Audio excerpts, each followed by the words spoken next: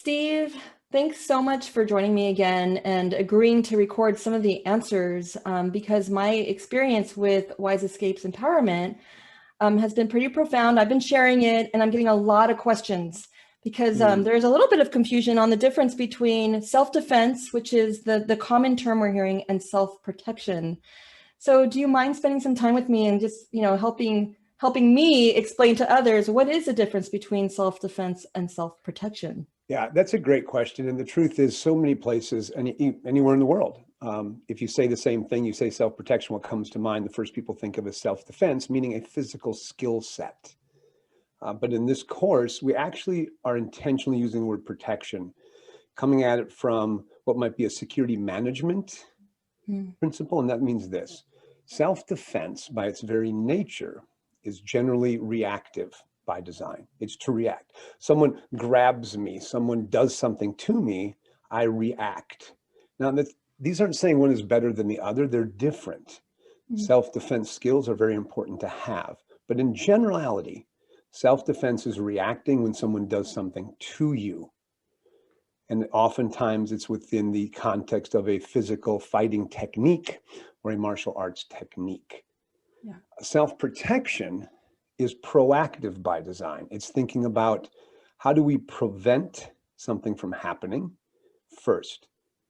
And it's because it's preventive in nature, it does have some self-defense involved in it. But I would say a majority of what we talk about is how to identify the knowledge that goes behind it. What are the threats, the risks, the realities? And then how do we maybe build ourselves more of a proactive, protective stance, so to speak, or a plan to keep these things from happening. And if they do happen, we're ready to deal with it. So I would say that's the biggest difference for the course that we have here, the Wise Escapes Empowerment course, is that we really want to focus on how to avoid things from happening in the first place. That's where we spend most of our time, especially in the virtual world. And then we limit our time on how to react, secondly. So that would be the biggest difference between self-defense and self-protection in our terminology. And I think that's what attracted me the most is just for me personally, breaking down the difference. I'm like, oh, that's interesting. I never thought of that. But even more so in my experience, you've purposely called this Wise Escapes Empowerment.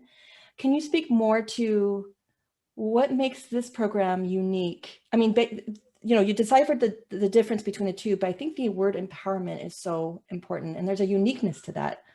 Yeah, and I think the reason for that is this. And again, I want to make it clear that this is no better or no worse than in your class. It's simply a different approach to the subject. There's a lot of amazing courses out there for people to take and they could learn from. This is, we have a little bit different approach. My approach came over years and years of research and keep hearing the same thing from the experts in the field of sexual assault and rape and also crime prevention. But rape is not, and sexual assault is not a crime of sex or physical things. That is the end result. It's actually a crime of psychological control. And that's what the experts teach us. Well, if the crime is about psychological control, but all we do is learn how to defend physically, empowerment is about protecting your mind and your psyche. Empowerment is having the power to maintain control of your own mind in a crisis situation. So we take it from the principles of emergency management planning. We take it from these principles. We want to think about three things. We talked about prevention already. That's the first P. So our course is designed around 80% prevention, but if something happens, our protective response. How to protect ourselves with the response. Not a cool technique, but what can we do to quickly escape? That's the word wise escapes. Also in life, we're always having something to escape from. We want to escape from bad finances. We want to escape from bad grades, whatever it may be. So we're not running away. We want to be empowered to go to something and make ourselves have a better life. But going back to the scenario of psychological control, we have to learn how to be resilient. So we have the protection piece, or the preventive piece, protect by response, and then something nobody talks about rarely in these classes, recovery. What happens if something happens? See, the more confident you are, the more courage you have, the more empowered you are, the more resilient you are, the sooner you can recover to a normal life. When something's happening to you, you have the confidence, the courage, and the skill set to escape. but you also have the internal resilience because you have that deep empowerment to now get your life back on track, to make sure this will not destroy you, nor will it define you. Because in the class, you learn how to define yourself. You don't let false beliefs define you. You don't let other people define you. You find you and you define yourself. For sure. We call it being, and so we learn how to protect ourselves in not just assertive, aggressive ways, but what we call confident, courageous courtesy. I love that so much. That is so, and that is, you know, that 80% knowledge and 20% skill is something that I've learned from you. And it was surprising for me. Like, what do you mean knowledge? I know you know, we only know what we know. But you did shock me a little bit, and just within the first session of training. Well, that leads me to a question for you then, Sonja, if you don't mind. Okay. What was your experience in just a minute or two? What would you say was your most valuable takeaway from our time in our class, in our session? I didn't know that I had a ceiling. I guess, I know this glass ceiling was broken. And I just feel like it's important for people to know, and I share this, that I was raised by a single parent father. And he was fantastic in terms of the number one priority that you need to learn, Sonja, is how to protect yourself. You know, you are an independent person, have courage. Here are the skills to defend yourself. So that was a constant semi-cultural family value that was, so I thought I knew everything about self-defense. Self-defense. Here are the skills. And I saw it as a layer externally. And so coming back to your answer is, and trying to be concise, so I apologize, but it was that self-protection was in me all along, that it wasn't an external skill that I had to learn and I'll apply it somehow. That the very first thing that I had to work on is my mindset. How do I perceive crime? How do I feel about crime? How would it feel if I was attacked during the attack? And then what you just revealed is what happens afterwards. That was the most profound thing, that the word empowerment was, whoa, Sonja, you have to disassemble some of the things within to rebuild perception and mindset. So when that conflict does happen, I'll be ready to apply some of that knowledge and skill. And how would you say the course you did with me in this course was different than the other self-defense or women courses you've taken?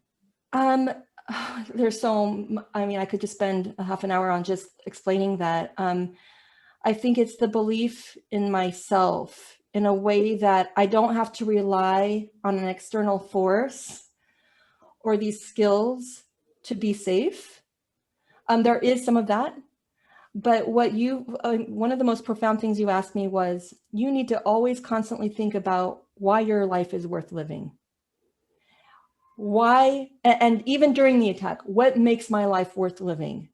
And that was such a positive thing. And when we think about being attacked, it's always like, oh my God, woe is me. Oh, I'm so sad. Like I have to fight with something called instinct. And I don't have to rely on that. That I can be like, what I could be in this mindset where find the escape. Where's your escape? Be creative.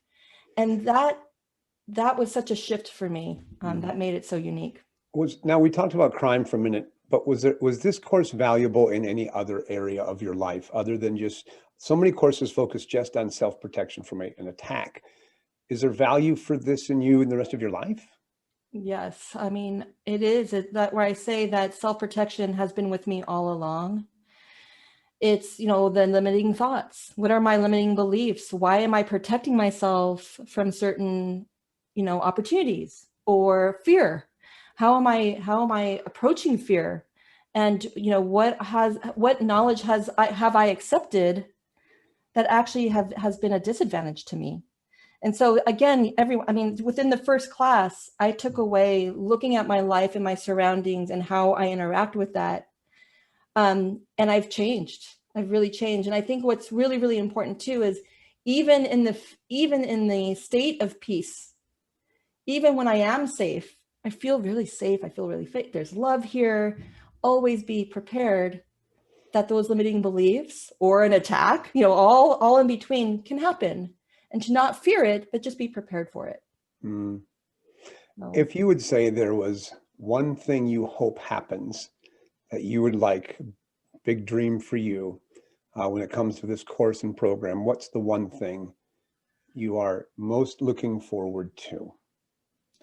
I am most looking forward to, because I know it's going to happen, is that I'm going to have an in-person experience with this course. Because ironically, I've started this all virtual. You know, it was just within the last couple of months where I've had this virtual experience, and already it's been so profound. And yes, you have taught me some fitness things and skills that I can practice, that's hands-on, but to actually be part of a village, a community where we're all growing emotionally, mentally together, and that we get to exercise some of these techniques and empowerment techniques and defense techniques together, that is what's going to happen. I know it's going to happen, and I'm looking forward to that.